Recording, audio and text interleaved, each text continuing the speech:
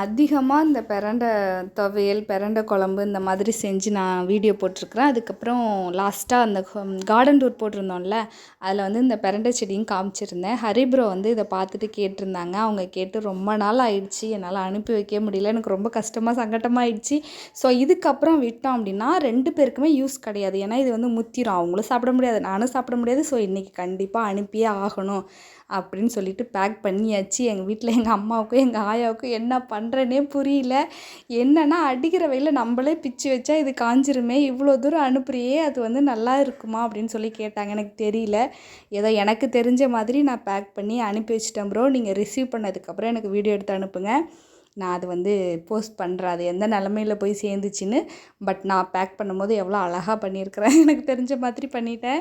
So உங்கள் வேறு யாருக்காச்சும் தேவை அப்படின்னா நீங்கள் வந்து கமெண்ட் பண்ணுங்கள்.